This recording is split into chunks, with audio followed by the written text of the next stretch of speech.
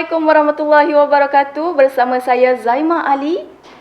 Anak Hasan memakai pakaian dipakai segak menawan. Hari ini kita bersiaran dalam program Syoknya Ramadan. Alhamdulillah, program Syoknya Ramadan yang di bawah tajaan Yayasan Amal Malaysia. Program ini bersiaran sepanjang Ramadan, iaitu program yang akan mengupas isu-isu semasa berkaitan bersempena bulan Ramadan ini. Dan sebenarnya program Syoknya Ramadan ini tidaklah saya berseorangan. Ada panel yang kita jemput, dan untuk saya memperkenalkan panel-panel dalam Syoknya Ramadan ini, terlebih dahulu saya nak saksikan kepada penonton di rumah untuk bingkisan-bingkisan yang disediakan oleh wartawan Yayasan Amal Malaysia ini. Silakan. Ben, dia minta tolong Ben. Tolong apa? Hantar surat ni. Tak larat Ustaz. Kenapa? Saya puasa. Orang lain pun puasa juga. Tapi tak larat Ustaz. Minta tolong orang lain. Aduh.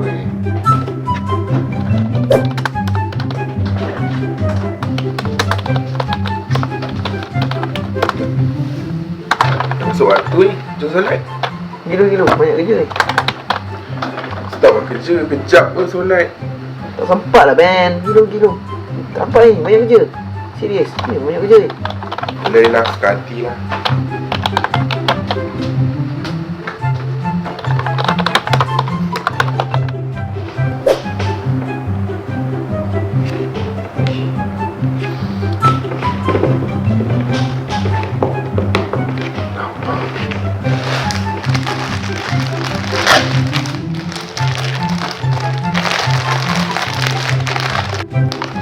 Ben, tak puasa? Tak sahur Ustaz. Penat, tak larat. Kalau tak sahur kena puasa. Lapar. Tak boleh tu Ben. Kita kalau tak sahur masih kena puasa, wajib puasa. Nampak Ben pun kuat lagi ni. Baiklah Ustaz.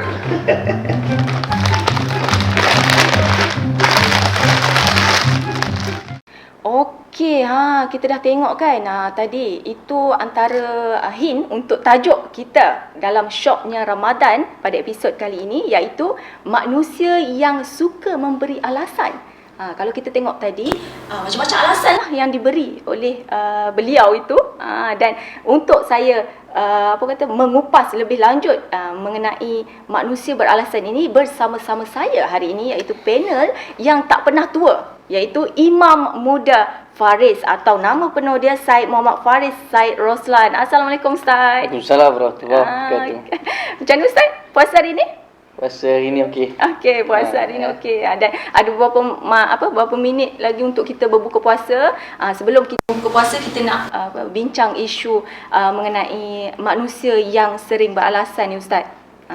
Dan kalau kita tengok tadi, banyak sangat alasan-alasan yang diberi Ustaz. Dan umum kita rasa macam alasan ni sering menjadi alasan ni sering menjadi alat lah, macam masalah lah untuk kita nak mengelak sesuatu mengelak sesuatu perkara yang kita nak buat.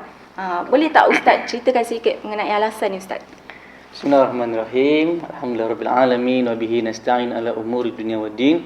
Asyhadu an la ilaha illallah wahdahu rabbil la syarikalah wa anna Muhammadan abduhu wa rasuluhu, amma ba'd. Terima kasih pada saudari Zaimah Ali.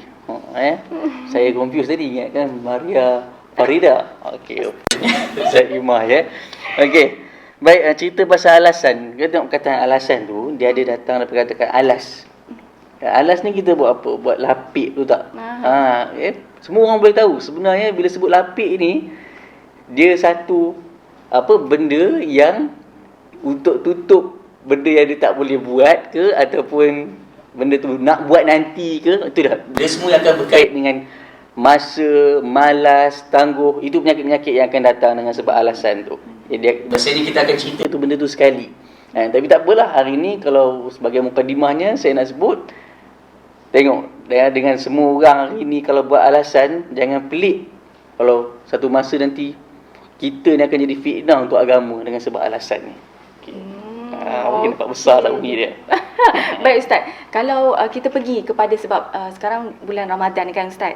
Kalau kita tengok pun video tadi mengenai manusia yang suka beri alasan ni. Okey, kalau kita tengok pada manusia yang memberi alasan terlupa untuk bangun sahur Ustaz. Okey. Lepas tu terus tak puasa. Macam mana tu Ustaz? Okey, pertama sekali kita kena tahu kan, bila sebut sahur ni, siapa suruh sahur? Siapa suruh sahur? Apa? Kan? Adakah kita nak gambarkan sahur ni adalah satu arahan makhluk, mak ayah kita? Bangun kan. Kita tengok video Indonesia nanti kita cari nanti. Dia orang kejut orang sahur, dia orang pakai ni, rebana tu. Sahur. Nanti cari video tu. Menarik tu. Mana dia orang kejut orang pukul 5 ke pukul 4.30 macam itulah kan, waktu sanalah. Maknanya adakah dengan sebab benda tu orang buat kita bangun? Kalau semua orang boleh faham clear sahur ni bangun sebab siapa, insya-Allah orang akan bangun sahur.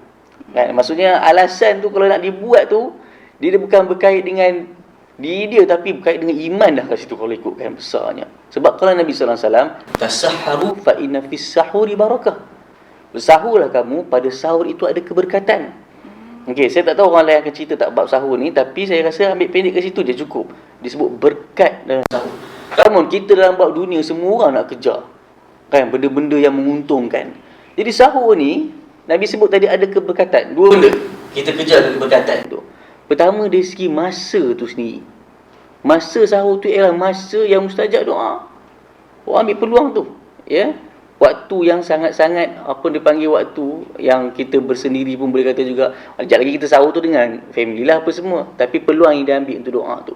Dan yang kedua, sahur tu dapat kat mana keberkatan dia? Usahakan semua. Sama-sama yang tengok hari ni, usahakan yang ni. Mudah sangat, iaitu pada makanan yang dia ambil, iaitu tamar. Selalu orang sembang tamar ni buka puasa. Orang jarang sembang pasal masa sahur. Jadi dua ni, cuba bayangkan benda yang mudah berkait dengan doa pun berkait dengan diri kita juga doa. Kita nak minta sesuatu, kau yang orang lain ajak-ajak kita. Yang kedua berkait dengan makanan, benda yang sangat mudah juga. Jadi apa lagi alasan untuk tidak bersahur? Okey, apa lagi alasan untuk tidak bersahur? Tapi tak boleh gunalah alasan Tak untuk boleh guna alasan. Maknanya tak boleh guna alasan. Dan kalau itu tadi alasan kenapa tak bangun sahur.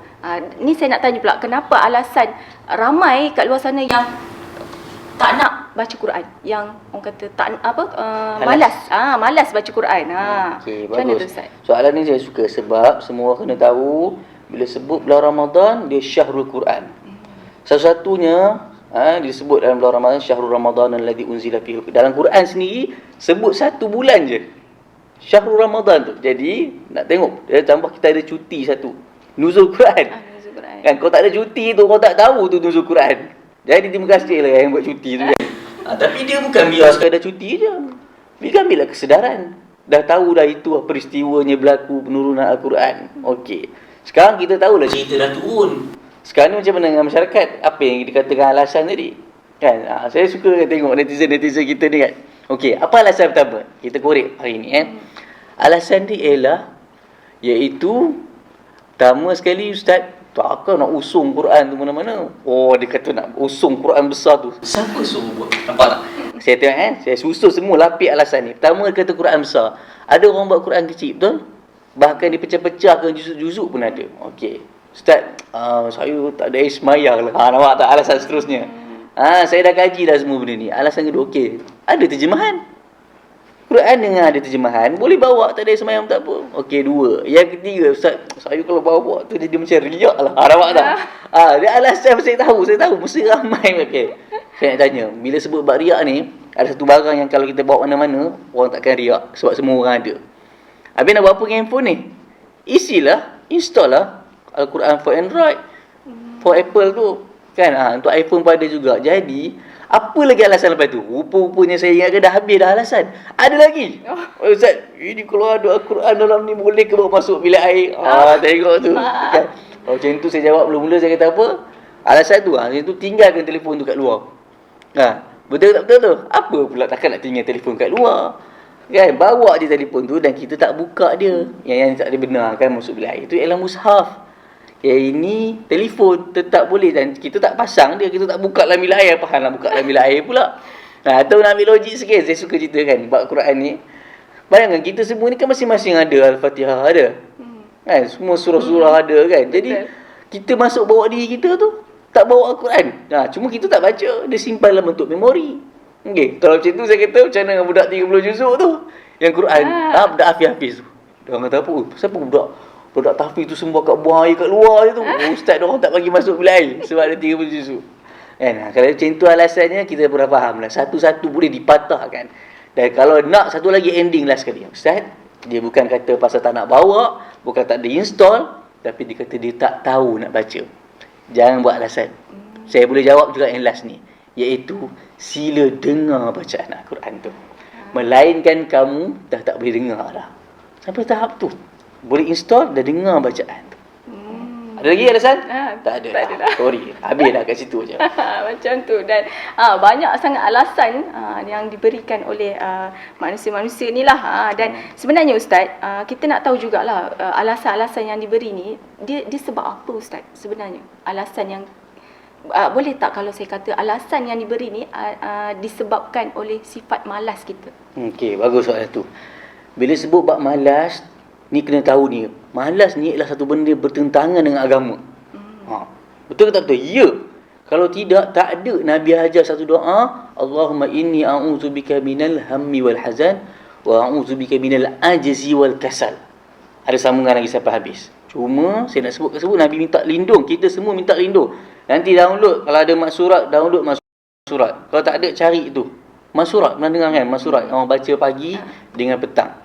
Minta lindung, ya Allah lindung aku daripada keluh kesah depan tu, lepas tu jubni wal bukh, satu lagi apa, ajzi wal kasal, lemah dan pemalas. Maknanya kalau Nabi sampai tahap fokus kataan kasal tu dalam doa, itulah yang kita nak kata hari ini. Kalau kita ada penyakit beralasan tadi, tak pelik kalau benda itulah yang berkait dengan malas tadi. Dan malas ni jawapannya kalau orang tanya macam mana cara dia, nantilah kita bincang buat cara dia. Cuma saya nak beritahu, pertama, ambil kesedaran dulu, kaitnya alasan ni dengan malas memang ada. Dan kita ni, kalau dalam bab dunia, saya rasa orang ni ada je yang malas dalam bab dunia ni. Tapi kita lagi sedih kalau malas dalam bab akhirat kita. Allahuakbar. Betul tu Ustaz. Dan sebenarnya nak ubah manusia ni, seseorang manusia ni bukan kata okey panggil Ustaz untuk ubahkan diri saya, tak. Sebenarnya diri sendiri tu yang kena ubah, betul tak Ustaz? Betul. Dan sifat malas tu kena daripada dalam diri kita lah. Maknanya kita kena rajin. Betul. Okey. Dan Ustaz, sebenarnya kita banyak lagi yang nak kena banyak lagi soalan yang saya nak tanya ni. Sangat ni. Tapi saya nak berhenti berehat seketika. Nak tahu apa yang menarik selepas ini, nantikan bersama saya dan Imam Muda Faris.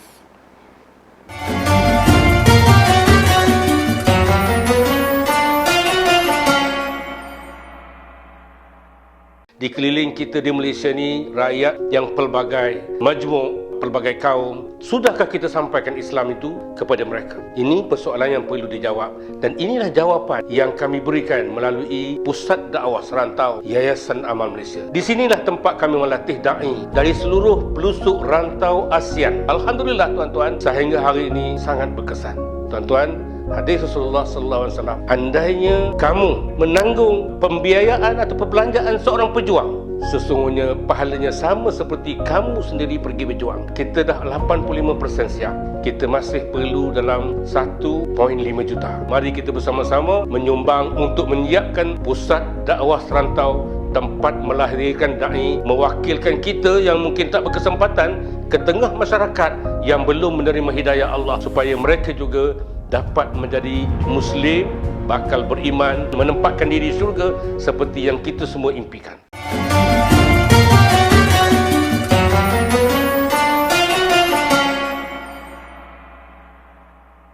Alhamdulillah, masih lagi bersama saya Zaimah Ali dalam Syoknya Ramadan, dan tetamu saya iaitu Imam Muda Faris.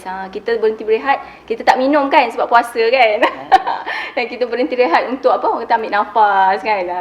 Dan kalau tadi kita berbincang mengenai alasan Ustaz.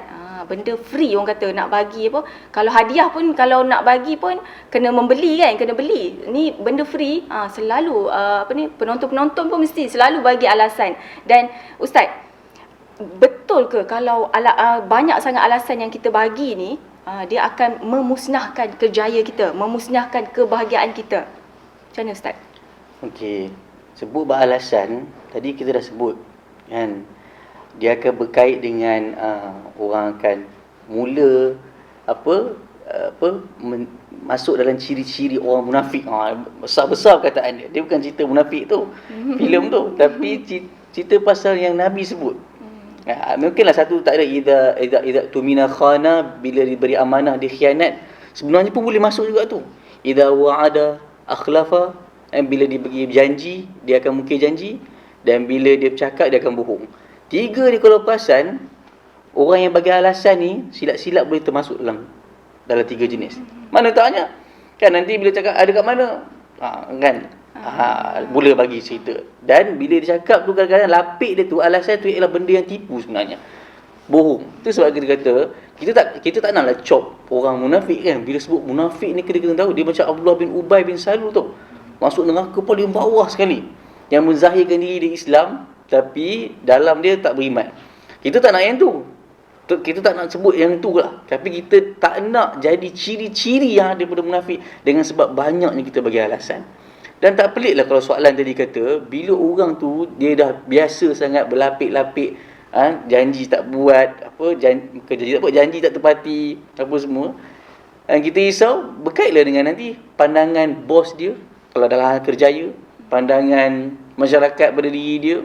Dan tak pelik kalau lepas tu orang tak percaya pada dia dengan sebab banyak buat alasan. Maknanya memberi alasan ni sesuatu perkara yang sangat bahaya lah Ustaz. Sebenarnya. Dan alasan ni pelbagai alasan.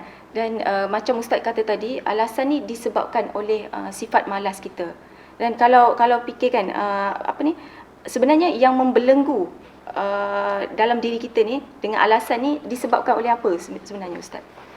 Kalau kita ni hari ni banyak sangat orang, kalau kita kan sebut satu kejahatan tu selalu kita salahkan syaitan kan. Selalu kita salahkan syaitan kan. Ada je ini hantu ni. Ada je ni orang hantar barang ni satu kan. Relax dulu. Jangan cepat sangat nak pergi salah kepada benda-benda gaib ni. Tengok diri kita yang ada ni.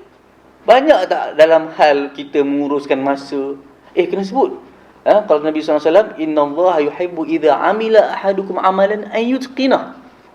Hadis ni saya harap semua tolong cari hadis ni. Siapa yang kerja, siapa yang buat apa-apa dalam hidup dia, tolong cari hadis ni, print, tampal kat tempat yang dia selalu duduk masa buat kerja. Apa dia? Sesungguhnya Allah Ta'ala, idza amila ahadukum, dia suka pada orang yang bila buat satu amalan, an yutqinah, dia buat betul-betul. Yutqinah tu perkataan dia bahasa Melayu ada kat situ, tekun, dipanggil efficient, proaktif, progresif. Semua perkataan-perkataan tu boleh terangkum dalam kataan tekun tadi tu. Jadi itu sebab kita hari ni kan, jangan bila tengok orang berjaya tu kita rasa macam susah nak jadi macam dia. Tak ada, semua manusia sama. Ada dua tangan ni, dua kaki, bahkan ada orang tak ada kaki pun boleh berjaya. Jadi apa benda alasan kita dalam hidup hari ni? Ni kalau sebut bab dunia lah, bab kerjaya. Kita bab akhirat kita banyak sebut tadi kan, baguslah kita ingatkan bab akhirat, tapi bab dunia ni pun kita kena sebut juga. Supaya orang tahu dengan banyak buat alasan ni memang orang takkan suka. So janganlah banyak bagi alasan. Dan Ustaz, bagaimana kita nak mendorong kepada manusia untuk kita nak mendorong seseorang tu untuk tidak beralasan ni Ustaz? Okey, sebenarnya start pada mula sampai habis tadi banyak dah kita dah sebut cara tu.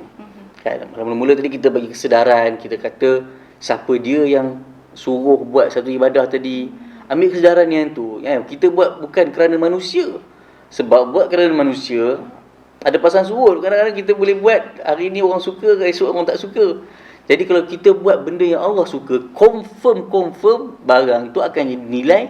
Barang tu kita tengoklah kat akhirat nanti macam mana hasil dia. Syurga lah, mahal benda tu. Okey, ambil benda tu. Kalau ikutkan benda tu paling mudah kita faham. Yang kedua, bila sebut alasan ni tadi disebab bagaimana nak mendorong tadi kan. Saya cadang semua orang, kalau penonton-penonton yang ada hari ni, tolonglah cari circle. Circle ni kita nak sebut apa? Suasana sekeliling kita. Orang-orang yang akan membantu kita untuk tidak beralasan tadi. Dia siapa dia orang-orang ni? Orang-orang, kalau tanya saya, kalau kita paling besar tadi mendampingi para ulama lah, alim ulama kan. Cari ustaz-ustaz. Sebab bagi saya ustaz-ustaz ni dia tahu, dia bawa amanah agama.